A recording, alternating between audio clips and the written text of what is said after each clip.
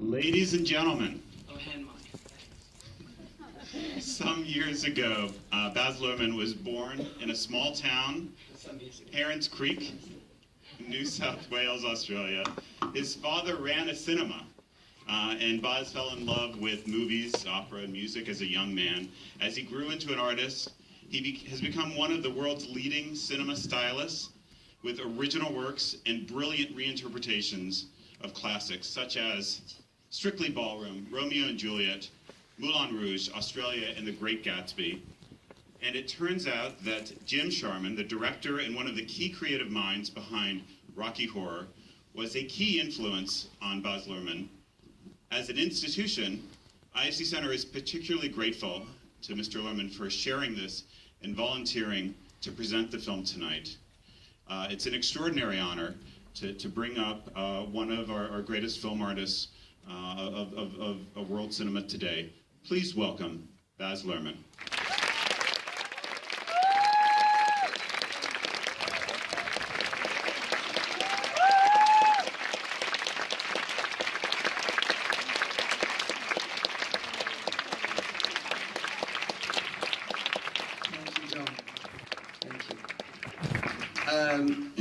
I see two chairs.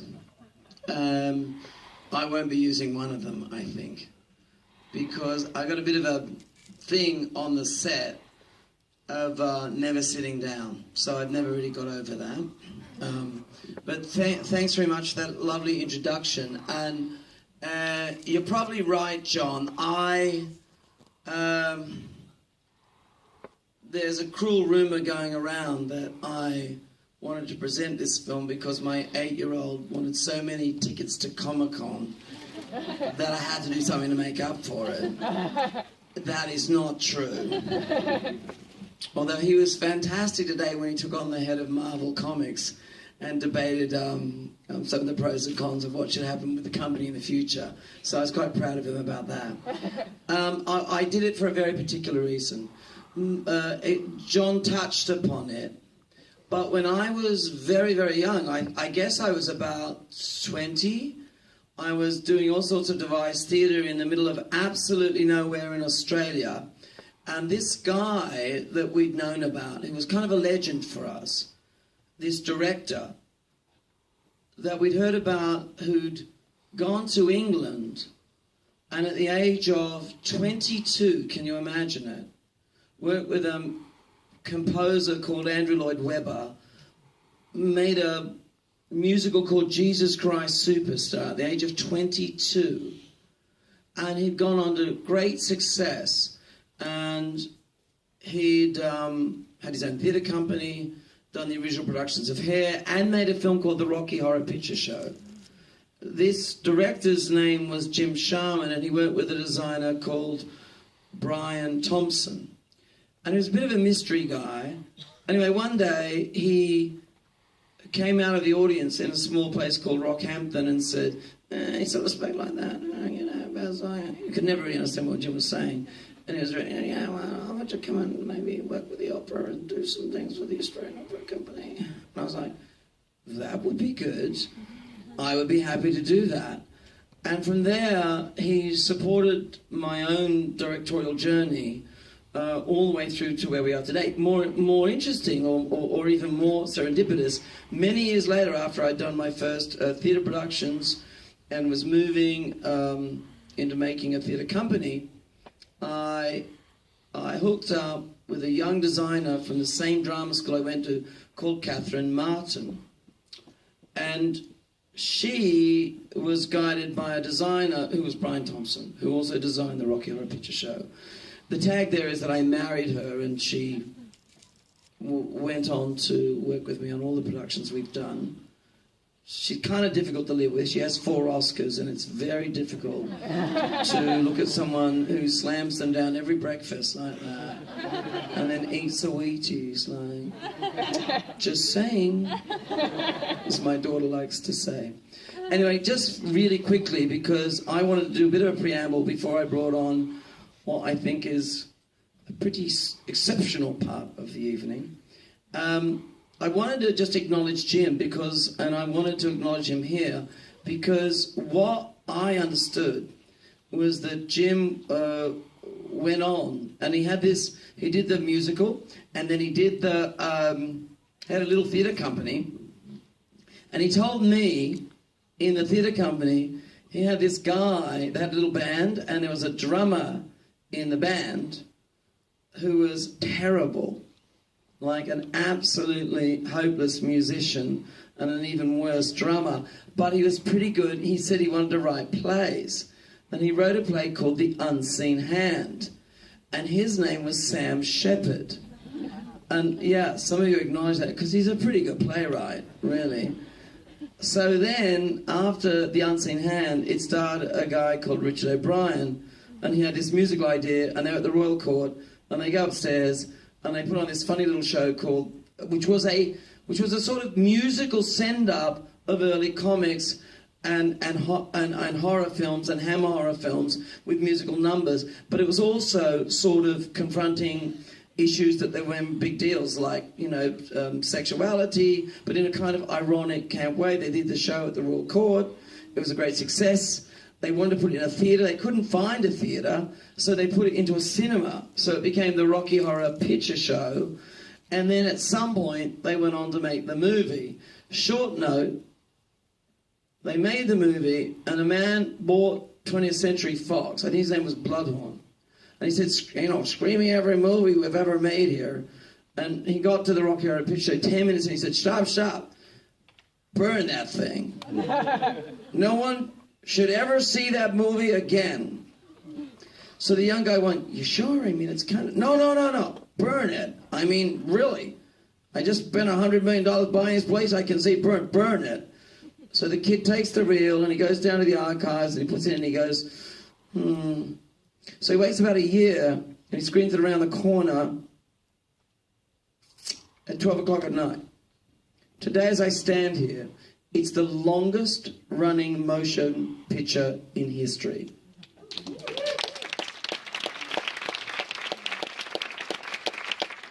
Whoever that young man was, thank you. Because generation after generation after generation has been affected by that unusual, extraordinary alchemy that is both cinema and theatre. And it was a great influence on us.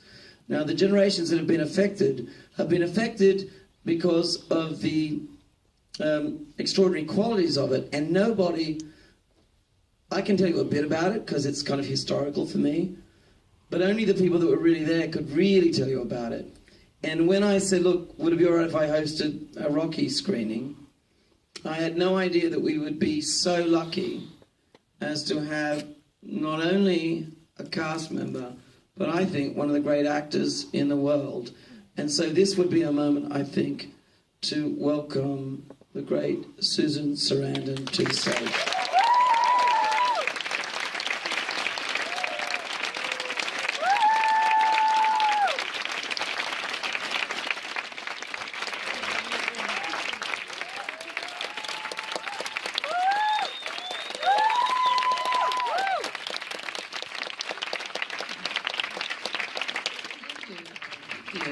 Well, you're here, I'll sit with you. Oh, thanks. Here we are.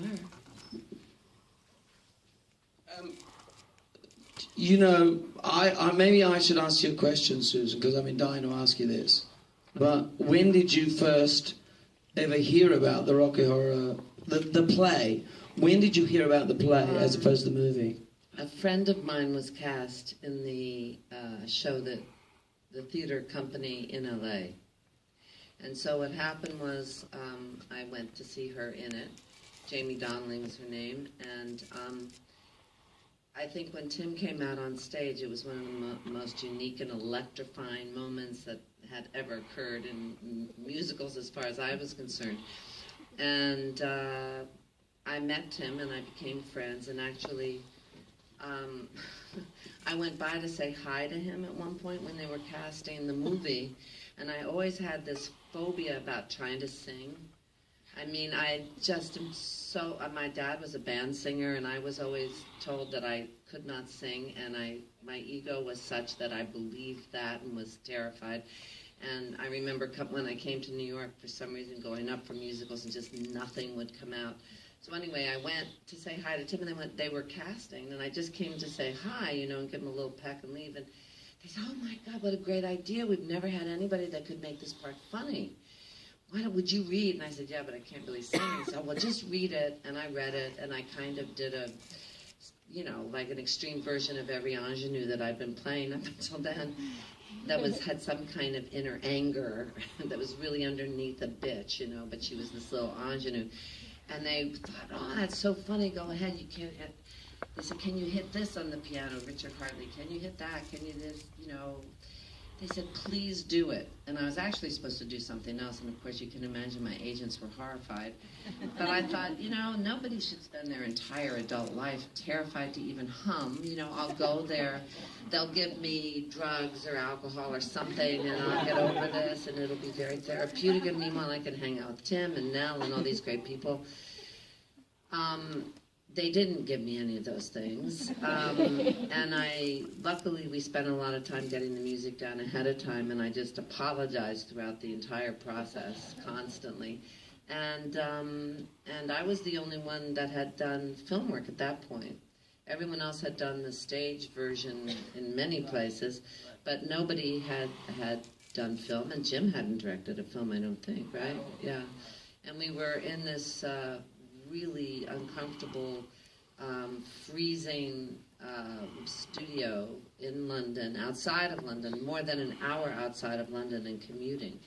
And it was a very, very inexpensive, it was $1 million they spent to make that. And so it was kind of like the outward bound of filmmaking, And I thought the English are really tough, they can work in freezing weather and underwear, and they don't complain, and then I got pneumonia. Anyway, it was a hard shoot, and when I look at it now, I think, wow, we had more fun than I remember. But it was great to work with Tim, but it was, and Nell, and Pat, and Richard, but it was fast and furious and very, very physically demanding at that time. Susan, I'm thinking, and I'll just ask a second question, because I know what we're dying to do is really hear from all of you and questions you have.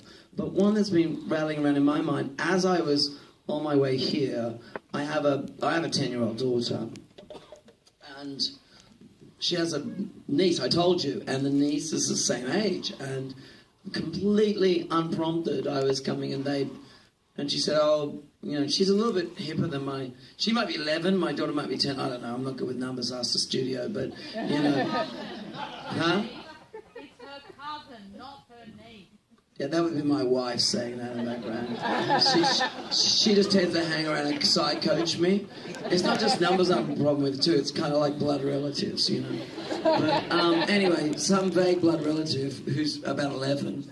But she said to me, seriously, she said, "Look, I'm going to go and see my favourite film." And I said, "What is that?" She said, "The Rocky Horror Picture Show." She had no idea had any connection with it whatsoever.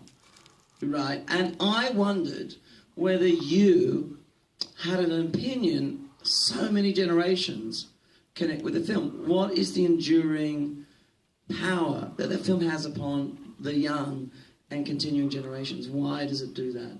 Don't dream it, be it, I think, is it. At a time when you feel, I don't know anyone that feels like they're in the center of things at that age. You always feel like an outsider. Everybody, even, in hindsight, the kids that you thought were peaking at 13 probably felt as horrified as you did it's such a hard thing to get through. And I didn't think of that when we were doing it, but the fan mail and the responses and the stories that I get of people either embracing their, whatever about them is special, and at the same time therefore alienates other people, or whether or not there's some kind of, fluidity in terms of gender, or whether or not it's that you're in a place that you feel is really controlling and restricting. somehow the Rocky Horror Show, there was a community, especially in the beginning, a really strong community of people that would go and see lots of other kids that accepted. It's kind of like the junior Burning Man, you know, anybody that came was accepted, and you could dress up and throw things at the screen and answer, and kind of like a mass or something. But it definitely, I was saying to Baz that later on I got mail from people after Thelma and Louise saying, Rocky Horror Show really awakened me and gave me strength, but after I saw Thelma and Louise, I left town. And I thought that was really, you know, I never would have thought of the connection of those two films, but Thelma and Louise saying, you know, don't settle. But I guess the thing that kind of set it up was Rocky Horror Show. I mean, that's the only thing I can think of. Halloween all the time. So I guess that's it, you know, that it's still so popular and that people like it. I mean, I think it's true. I see it in my young blood relative. Mistake again. Who wants to hear a voice coming out of the darkness? You got it wrong. She's your niece. And she's 13. But I think that is true. I think for me. But for that young girl, that I can see her evolving like that. And she's going, who am I? What am I? And that film in a musical, ironic, fun, inclusive way allows everyone to join the club of it's okay to be different and weird and out there in a kind of wacky musical horror film, you know. Do you think this is a good moment for us to ask people in the audience to ask us questions? Absolutely. I'm always interested in questions from the audience. Yeah, I mean, is there anyone who has a question? Great. It's an early night, Susan. Let's go get a drink. Wow. Yes, lucky. All right. How about this? Yes. Do we have another mic? Well, all right. You can project. What's your name? Melissa. Hi, Melissa. Thank you.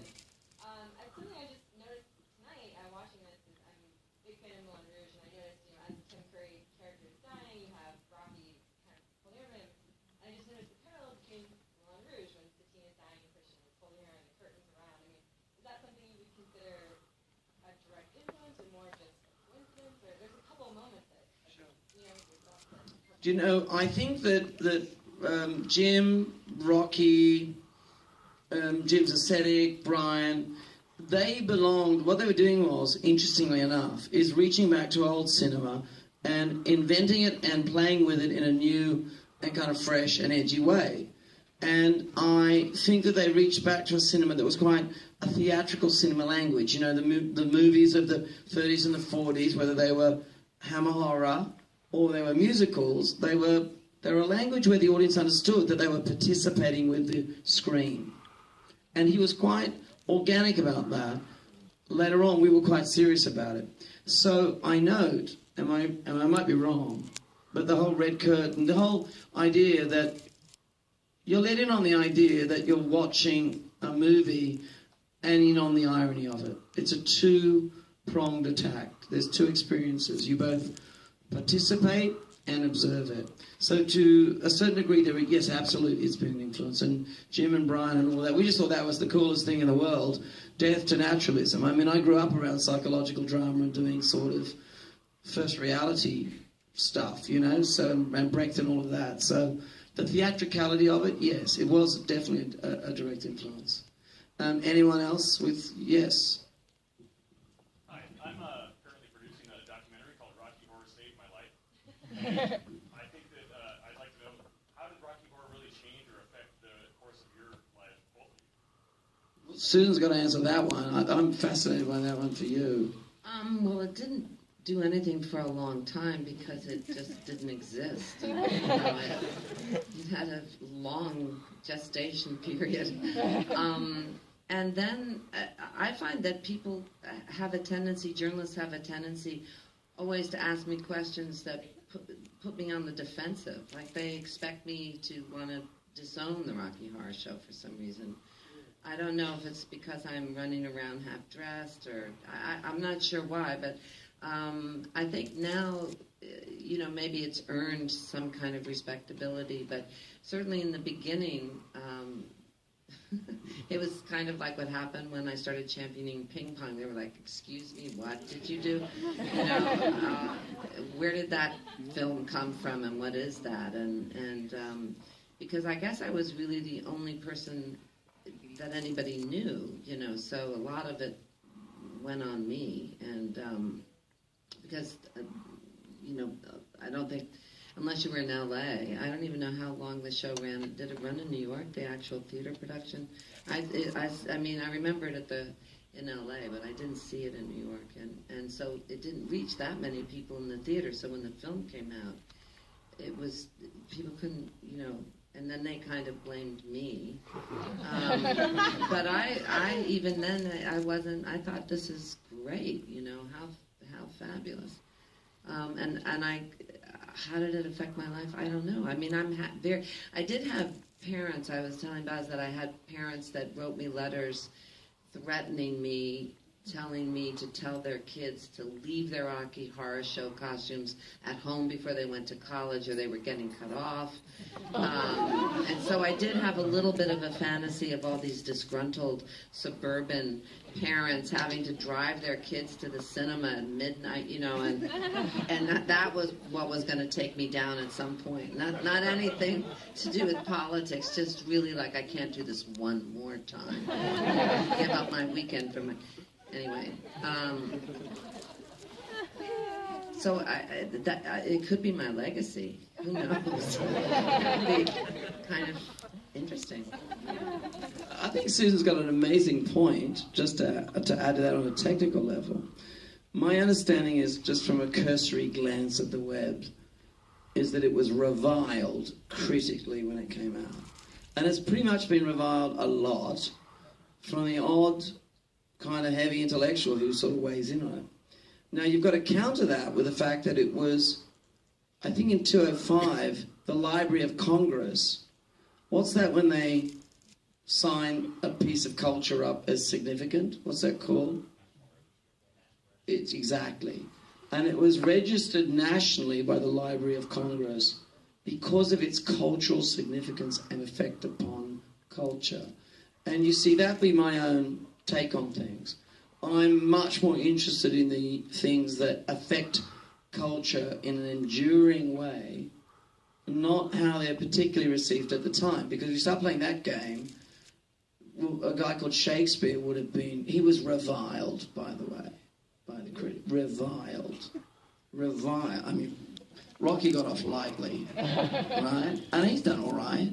So I think the fact that Congress has said, you know, say what you like, our friends the critics, and there's nothing wrong with that. There's some really illuminating criticism out there, but clearly, forget all that, it's had an enduring and continuing effect upon culture. It's been in a lot of films, too. I wonder how many films... That's what I'm A saying. film within a film, I'm not... Right. But a few films, because I'm always having to sign forms saying it's all right if it's in the movie. So I know somewhere it's out there in a number of movies yet, still. Well, I re-looked at Fame recently to check something for something I'm working on. And it's in there, and I was reminded, apart from the fact that I was reminded that Fame, which I thought was kind of a lovely pop cultural film, was where I got some really... Films in those times that seemed to be broad entertainments had a lot more shocking issues in them. You would be shocked what's in Saturday Night Fever. Shocked. I guarantee you. There's a gang rape in that, and the lead actor is sitting in the car at the time and turns and says something I can't repeat in the cinema afterwards. That guy's name's John Travolta. You know, you'd be shocked. In Fame, you know, there's a child molested in it. It's a really, I thought it was like people leaping on top of taxis. But what I remember is, for me as a young person, what an influence. I mean, Fame, wow. I mean, New York, that's where you want to be, right? And in that, the two young couple that get together, they go to see the Rocky Horror Picture Show, probably here, around the corner, and they go through the whole ritual. And as a young person, I remember thinking, yeah, New York, it's cool. I want to be there. You know? But yeah, it's been in a lot. So it's in Wallflower too. Yeah. Recently. So it's beyond a film. Hi. Hi, what's your name? My name is Margaret. Thank you very much for all of your, I'm just going to use the word liberationist because you're just enough older than I am, performances. I from Bill Durham to White Palace to Thelma and Louise. And about 2 weeks ago, we were in the same restaurant, and I wasn't 100% positive it was you. But then my boyfriend saw you smile and said it was definitely you.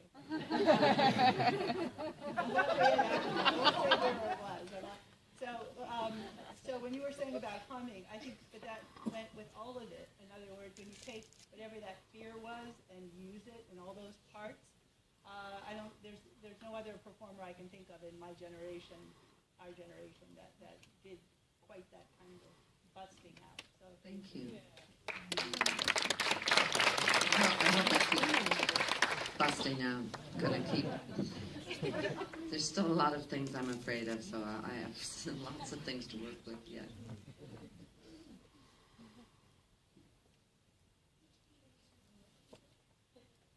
Did I keep any souvenir from the film? Yeah, I think I had the corset or something for a while. Trying to think. They gave us a garter belt at one point for some anniversary that I think is still around too. But it was a very no-frills experience. In fact, on top of everything else, the gal that was helping me dress and everything set my trailer on fire, and I lost a lot of my own clothes that I never got reimbursed. Come to think of it, I don't have, just the stuff that's happened kind of afterwards. Yeah, but you can buy those outfits a lot of places. My little outfit, I see everyone dressed in them, so they must be pretty easy to find, I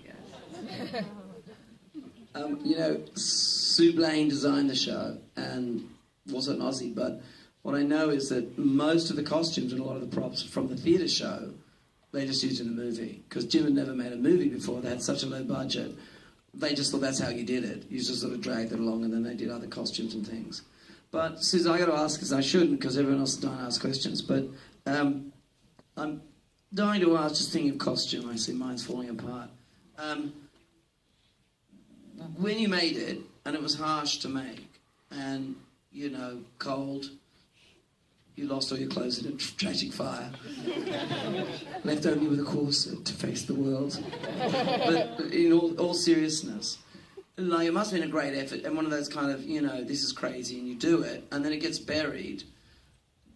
What was the feeling like before it had been rebirthed? I mean, did you just think, well, that was so crazy, no wonder it didn't take off, or did you rationalize it? No. I mean, but I don't think that way. I mean, I was really happy having it was so difficult for me to get through some of the parts of it, in terms of the singing, that I felt that I'd accomplished everything that I wanted to accomplish. Plus, it brought me, closer to Tim, and Nell for a while was in New York, which was great. Patty was in Richard Woods. But, so I was satisfied. I had gotten a lot from it, I learned pretty early on to not look for satisfaction with what happens afterwards, because it just breaks your heart if you look at it that way.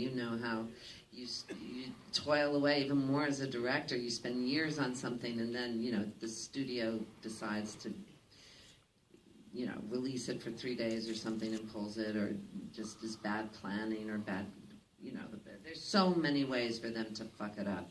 So you just learn really, really early on to be so grateful for the experience of making it, and the friends that you make, and what you learn, and how you work from fear to someplace that's fairly stable, and so it seemed to make sense. I had been to Charlie Bluhdorn's house, actually, because I was going out with Louis Malle, and he had a gold-plated toilet that was like a throne. So I wasn't that surprised. I knew he was I had been around him a little bit, and, these guys that run these studios, they're not like us. So, and they're still not like us. So, you know, it wasn't surprising to me, but I was really happy when it started popping up. That was just the strangest phenomenon ever. I think it's hard to forget. It's easy to forget just how, like now, but then that film, and you know, the lead character's kind of in suspenders and is a transsexual from Transylvania, singing. You know what I mean? Like just how kind of out there it would have seemed. And how wonderful it is that it found its... I mean, it gives you hope. Well, and also at that point, there wasn't this second life. Films that don't get supported and don't get a decent release, you can find them now in other places so easily, but that wasn't true then. So, yeah, they were so buried. Yeah.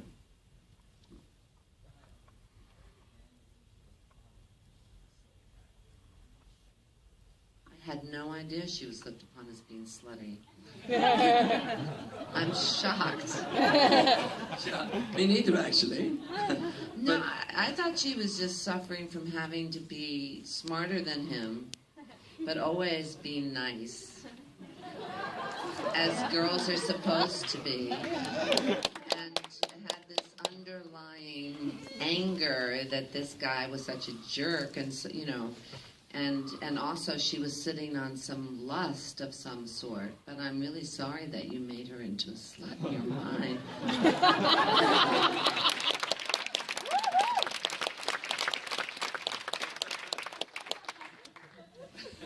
I'm going to quit while I'm ahead. That's entertainment. I just want to thank you for the mini cinema Friday nights in Unionville on Long Island. So many good memories. I think this is one of my favorite 8-tracks. Wow. Did you dress up? I was one throwing the rice and water guns and so forth. And a different set of Jaws. I don't remember that from the original poster. Was it on there? Yeah. A different word. No, I don't. I don't think so. Was that because it was released at the same time as Jaws? Is that why? Right. There we go. That would have been some marketing idea for Fox, yeah. Stephen over here, Jim over there. A different set of Jaws. Hi, I'm Darren Nix. Also an Aussie New Yorker, so I'm thrilled to be in the room with yourself, Baz, you, Catherine, and with you, Susan as well. I have a question for you, and this is, I'd like to get both your perspectives. Would a remake be abhorrent? You know, it's such a...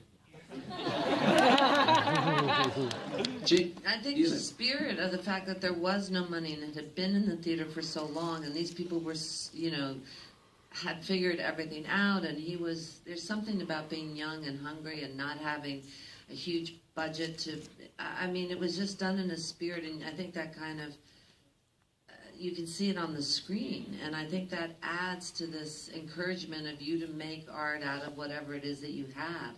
And if it was really done with a big budget and very glossy, and I mean, even when they tried to redo the stage show, you know, it just wasn't dirty enough. You know what? There's a pretty interesting answer to that.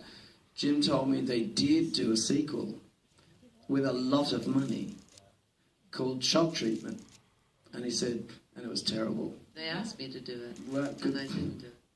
Good call.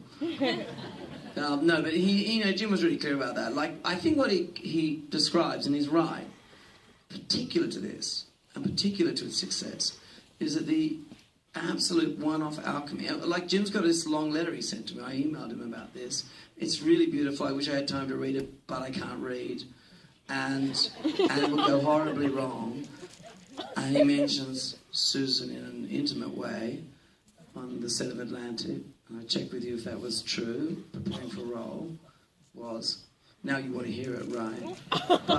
But he does say, I mean, he went on to say, well, don't forget that one of the things about it is that we were all young. I mean, they were all mid-20s. You know, and it was in a period when young was king.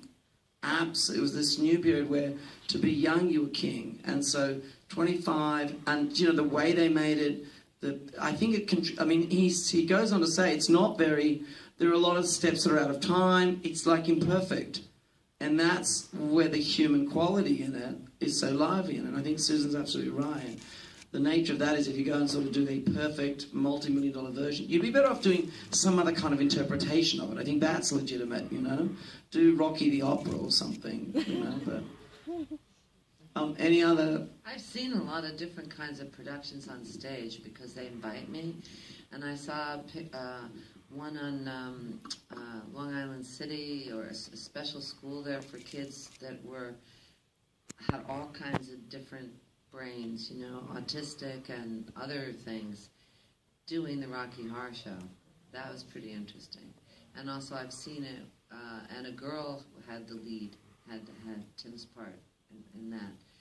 And their questions, I saw the dress rehearsal, and I'm not sure that they understood who I was, but they were still asking me questions. But it's a very interesting. There's something about the structure of it and the simplicity of it that lends itself to different kinds of people connecting with it.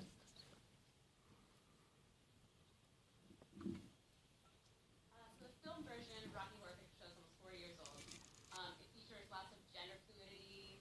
The guests, the Transylvanian guests, have a lot of different abled, different races, different genders. 4 years on, do you think that we have gained ground or lost ground, audience-wise, and also in terms of producer courage in making this kind of film? So many different groups you're talking about. I think that's we definitely have made progress in terms of some fluidity, and if you haven't seen Transparent, I've seen a few episodes of that, and that's amazing. I'm about to do a movie about a girl, 16-year-old girl that's going to transition. So, I mean, it's with the intention of having a dialogue that's in the present, that's, you know, try to normalize it. I hate the word normal, but so I think in that sense we are. I don't think in terms of producers. I don't think in terms of the business, no. I think if anything, the banker head has become more and more,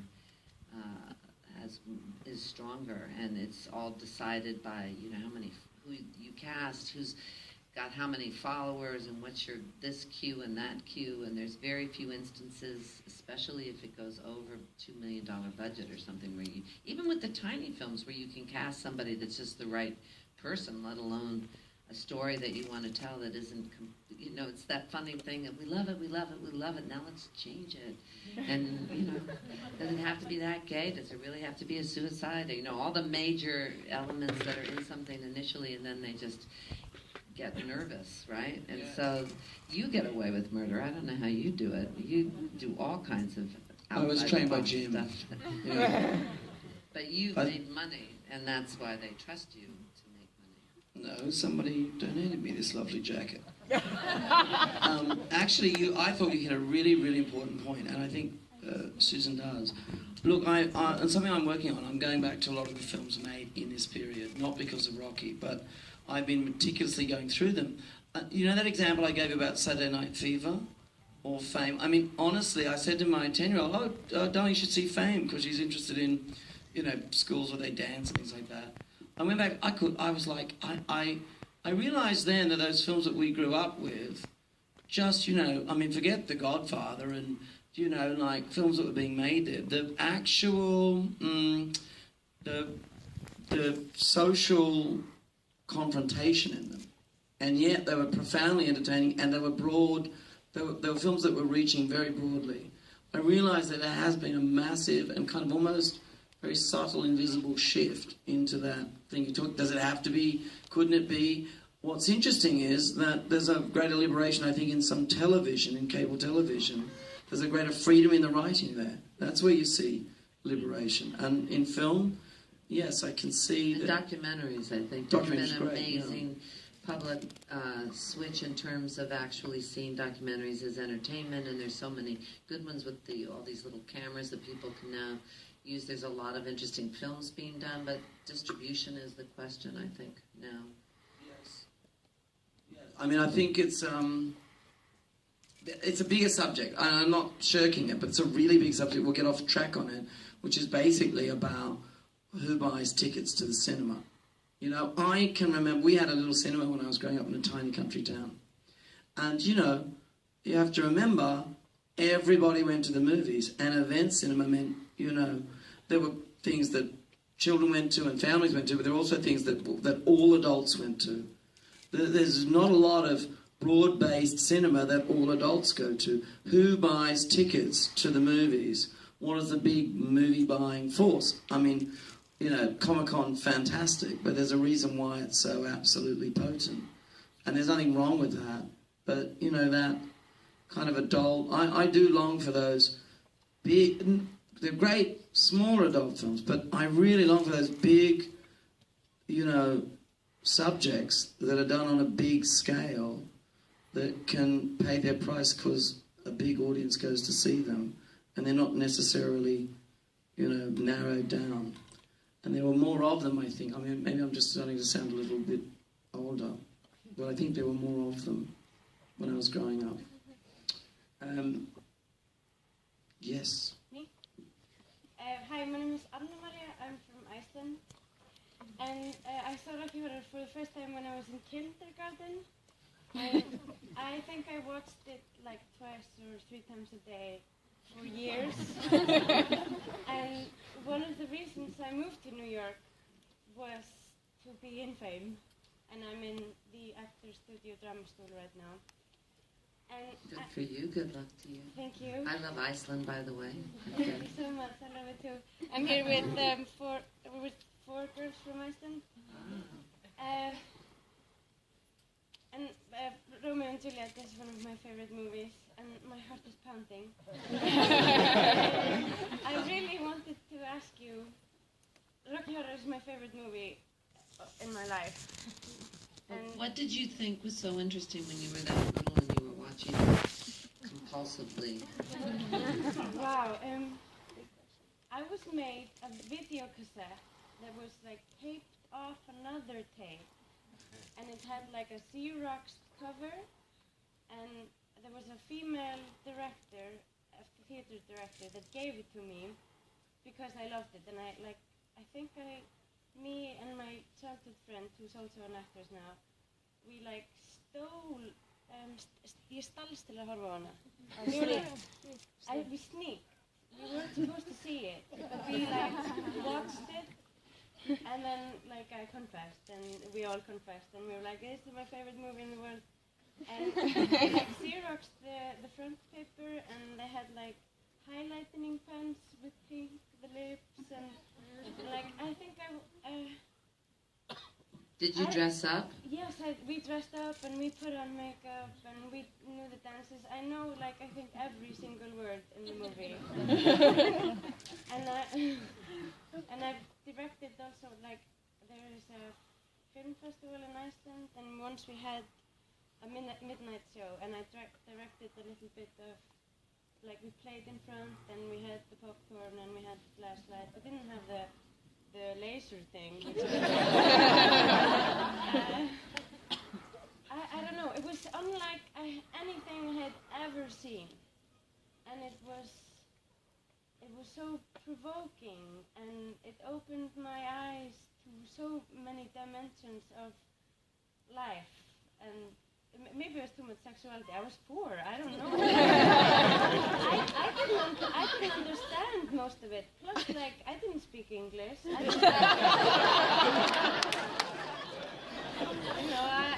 I fast forwarded over the professor guy. I don't know what you're talking about.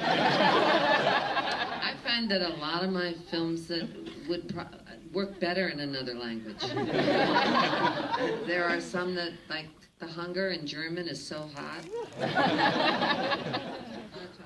But my question for you is, do you have a favorite song?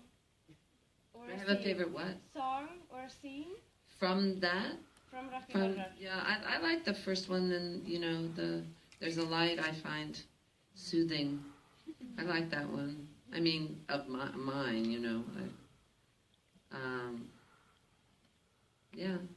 That one. I mean, I couldn't sing any of Tim's stuff because you have to be so gifted. He was such a great performer. Do you have a favorite song or a scene? Sure, I have a favorite song, but I'm just trying to absorb everything you just did then.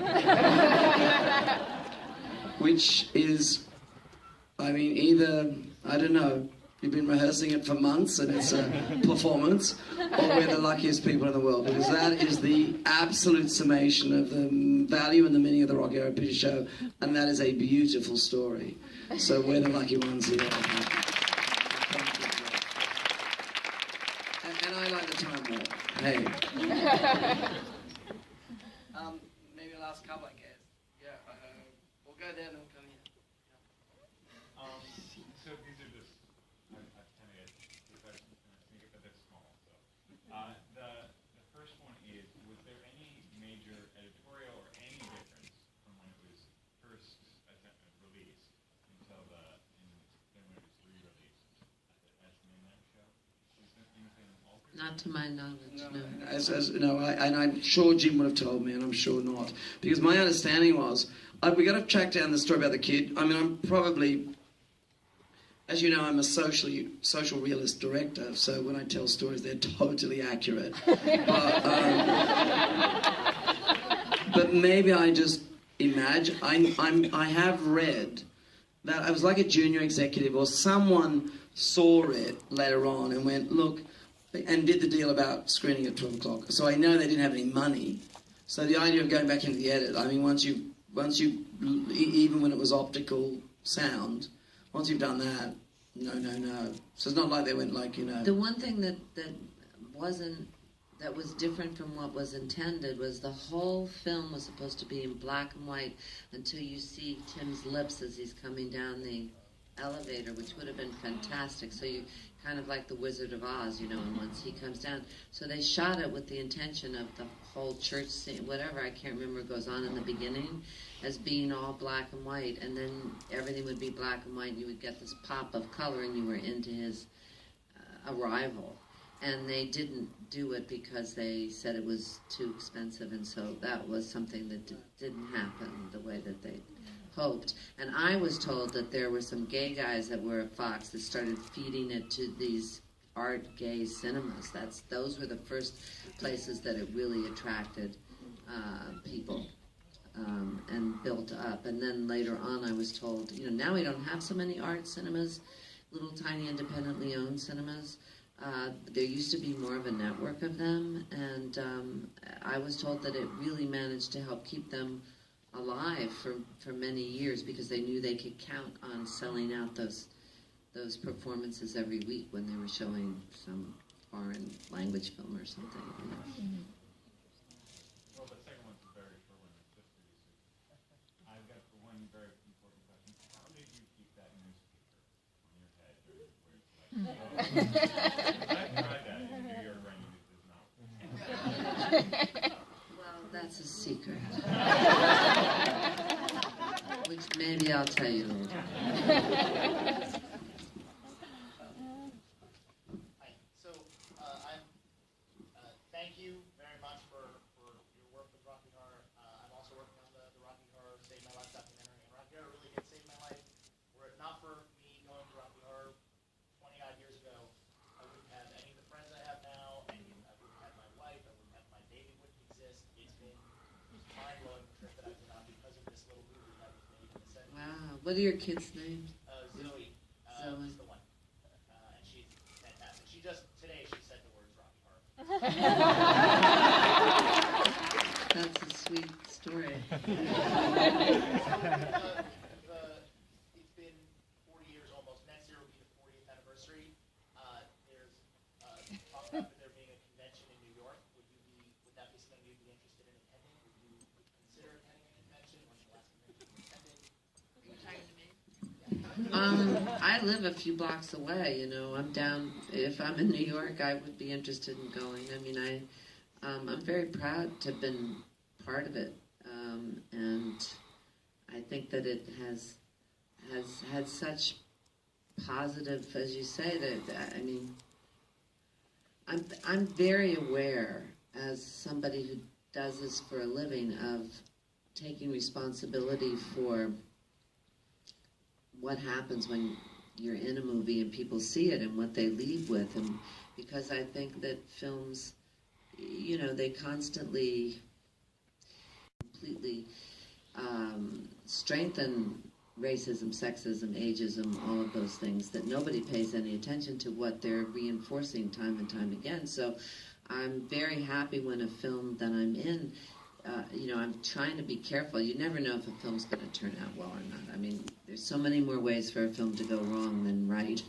And but you can at least know what the intention and what the dialogue around that film is going to be, and what stereotypes it challenges or reinforces, and what it says, and what it tells a person to leave with at the end. Or, I love it when I go to see a movie with my kids and we have really heated debates afterwards. I think that's the best thing cinema can do. So I'm pleased that the Rocky Horror Show has saved your life and given you a child. I never would have anticipated that. And I'd be happy to hear things. I mean, I'm really curious. I've been sent some papers that have been done on the Rocky Horror Show, but nobody has ever asked some of those questions. They've talked about it just from an outside point of view, but they've never really identified what happens and why that happens. So I'm happy that, if there are those stories, that's great. We've gotten over 300 interviews with fans across the country, around the world. It's really, really great stories that we've heard from people who, were it not for this little movie, their lives would be completely different. And just some people, their lives wouldn't exist. Wow. Well, I was telling Baz that when I was in LA doing Anywhere But Here, Natalie Portman was about 16 or 17, and she'd never been, Thora Birch had never been, and my daughter was even younger, and she'd never been. And we went in LA, and up on stage, so they knew we were coming, and so I met the people that were in front of the screen acting out, and they were second generation. Their parents had done it and had met doing it, and now they were doing it, and I felt like Helen Hayes or something. So unfucking believable. It's like, what a family tradition to pass on, to learn that, to do the stage thing for the Rocky Horror Show. And that blew my mind. I mean, that was really impressive. So it probably will be my legacy. That'll be the thing that I'll be remembered for, maybe. But thanks for, you can find me, I'm sure.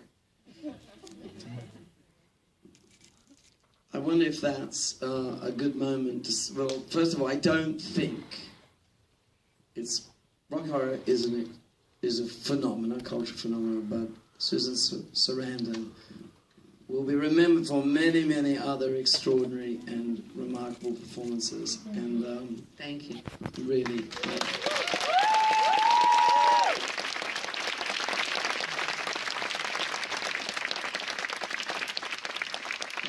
I was just extremely touched and pleased and thrilled, because I organised this little moment really for Jim and for, my 13-year-old blood relative who looks like she's going to be bringing a whole new generation to your event, and for the tickets for my 8-year-old. But really, I had no idea that Susan would join and think enough of it to make the effort to participate in it, and I'm personally. I love that you asked me, and it's always good to see you. And I'd love that. I mean, there's just nobody that's punching things around the way you are.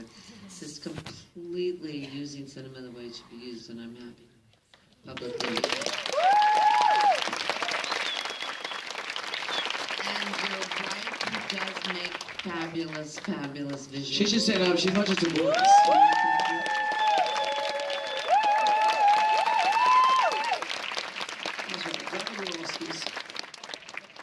Anyway, what a great little moment it's been, and unexpected, and it only really happens because of all of you, the audience. So thank you very much, and thank you for having us. Thank you.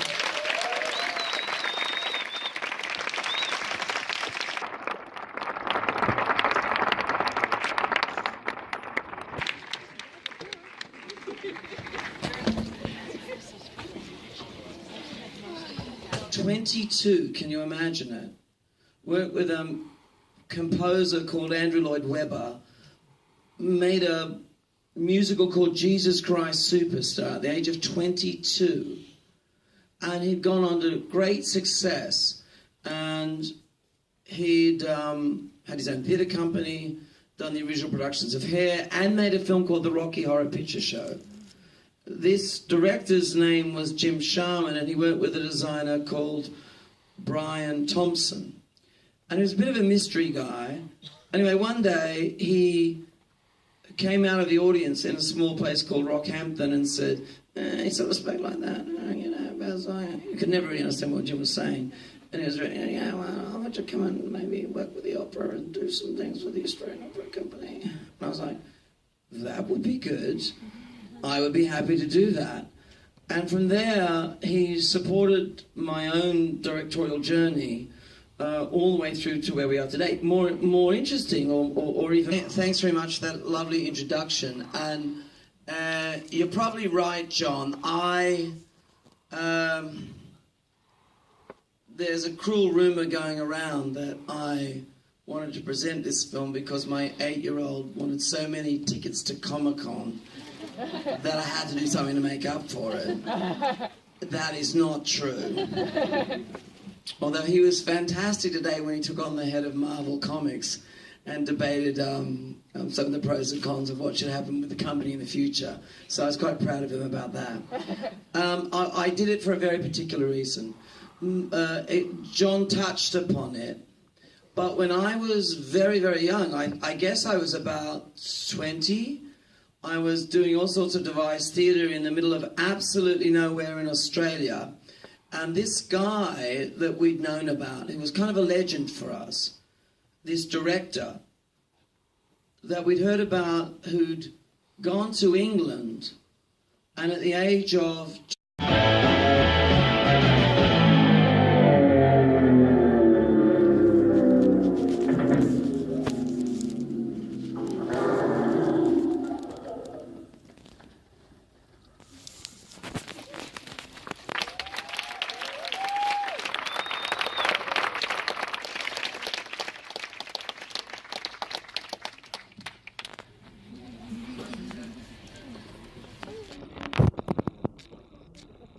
Ladies and gentlemen,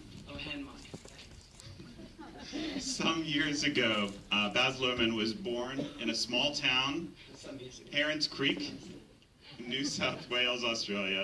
His father ran a cinema, and Baz fell in love with movies, opera, and music as a young man.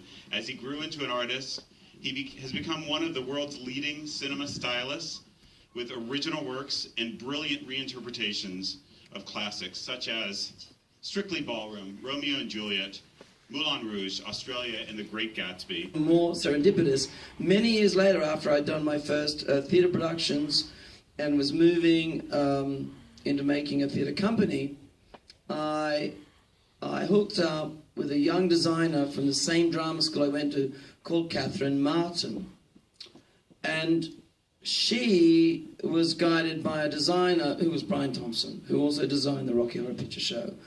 The tag there is that I married her, and she went on to work with me on all the productions we've done.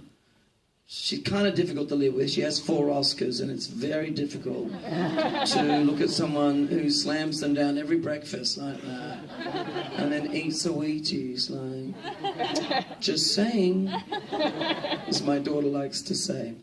Anyway, just really quickly, because I wanted to do a bit of a preamble before I brought on what I think is a pretty exceptional part of the evening. I wanted to just acknowledge Jim and I wanted to acknowledge him here. And it turns out that Jim Sharman, the director and one of the key creative minds behind Rocky Horror, was a key influence on Baz Luhrmann. As an institution, IFC Center is particularly grateful to Mr. Luhrmann for sharing this and volunteering to present the film tonight. It's an extraordinary honor to bring up one of our greatest film artists of world cinema today. Please welcome Baz Luhrmann.